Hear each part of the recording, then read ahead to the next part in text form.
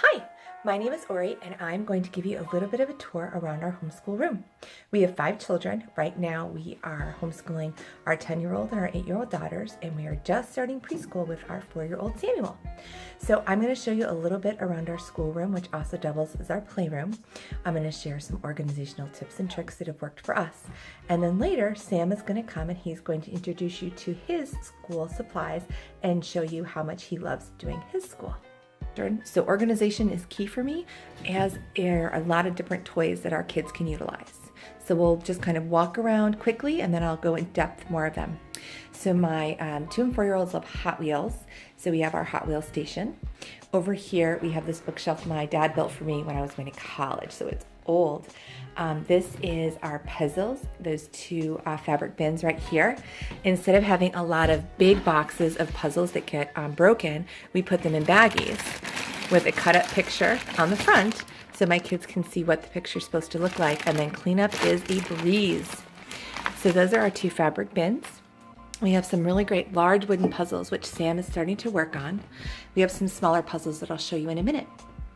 On the bottom shelf is another match wheel set, and also some VTech toys that my 2-year-old really loves. These are really great for him. He's got some motor issues, so these are nice big thick tracks and cars that he can put together and feel like he's accomplishing something. So this is a really great shelf for them. It's right to the inside as we come into our room. On the top we have my Canon printer that I really love.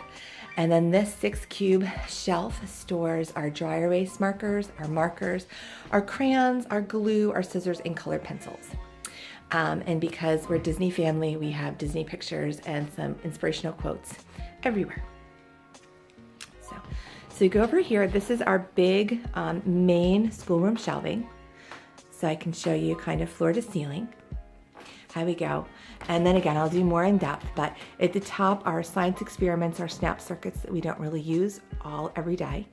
The next shelf down on the left houses our paints. The right shelf has a lot of paper, some science experiments, again, things that we like but we don't use every day. On the middle shelf, we are a classical conversations family.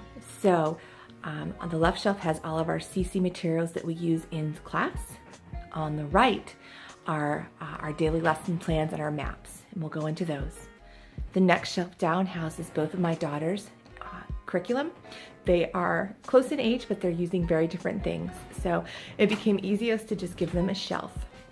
You can see right here that they each have a bin that has manipulatives or just extra things. So this is Sophie's. This is her essentials binder. She's got some of her CC binders, her science, her timeline, and her English. We're using the What on Earth Can We Do from Apologia. She wants to be a vet, so we are right now doing anatomy from Apologia with Sophie. She also is big into Legos, so we are doing some Lego movies, and she's working on computer coding. So when I ask her to get her school stuff, she knows that everything she needs is right here on the shelf. And the same thing over here with my daughter Bella. So Bella is 8. She's not quite independent as Sophie is, so we're working on that. Again, she has a bin that has everything for her in it. Bella also takes violin, so she has her tuner, her metronome, her headphones, everything that she needs. She has some specific puzzles and word games that work for her. And then she also has her binders for CC, her violin binder.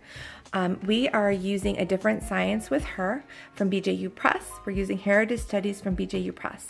And we're also using some miscellaneous prescripts from Classical Conversation. Next shelves are what Sam is going to talk to you about later, so I'm going to let him introduce them. You'll notice that they are within his level of reach. Everything is open so that he can reach in and grasp them as we go. And that's pretty important to how our kids learn, especially at this young age. Over here next to it, we have blocks for the little ones, although my big ones still get it, and we have our bookshelves. Our books right now are separated by board books on the bottom, and then we have more picture books, followed by easy readers, and followed by some older books for my 10-year-old. Now that she's older, actually a lot of her books are going stored in her room, so that's been interesting for us. This little piece is new to our classroom.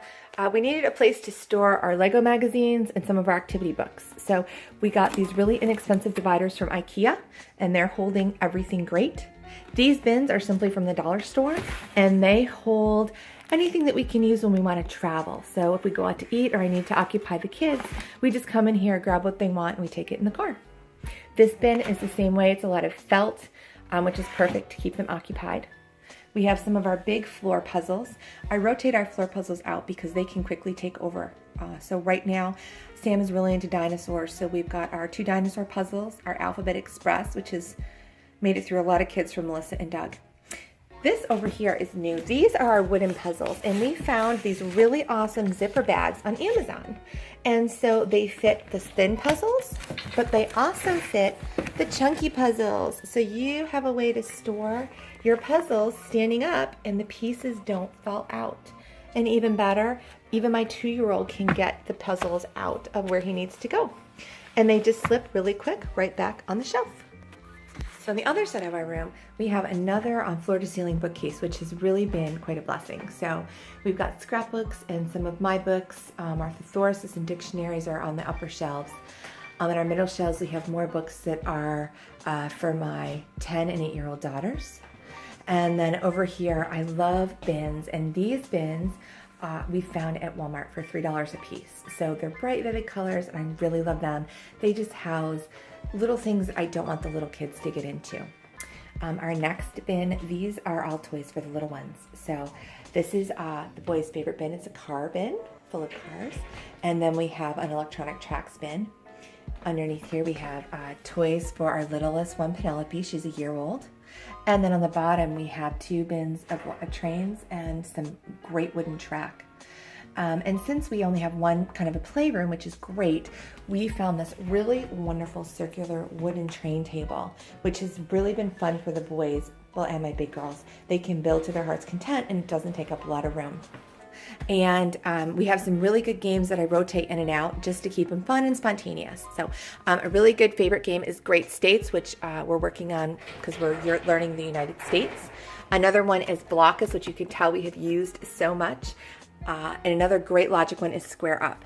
So these have been really fun for us. And again, they're at the height where any of the kids can reach them and pull them down. Underneath, we just have some more tracks and some more trucks and some blocks. In the bottom, we have Lincoln Logs. So again, the idea is to have open shelving. I rotate our toys out because we do not need to have the room be overpowered with toys, but it is helpful to have a variety with the ages that I have. This is our Lego table. It's actually one of my favorite Ikea hacks ever. It's one of the $8.97 or $8.99 Ikea side tables with a big Lego Duplo base glued on. And then we have these little stools that are from Hobby Lobby and from Ikea. So it's a great space for my littles to just go and play. This also is an Ikea storage solution, and it holds all of our Mega Block Legos. Lego Duplos. And it's been really great because, again, the kids can pull the bins open. They can get at it from either side. They can sit on the steps. They can play on the steps. It's just a really great open concept, and it doesn't take up a lot of room. Our last fun thing is our circus tent, which is from Ikea, which has become a great place. Sometimes I'll find the big kids just circled up there with a book. And then over here, we have our classroom pets. And we have 4 chinchillas. So they were a recent addition in November, and they've really been kind of fun. We're learning about chinchillas and desert pets. It's great responsibility for the kids to learn about how to care for animals, and it's just been a really fun experience.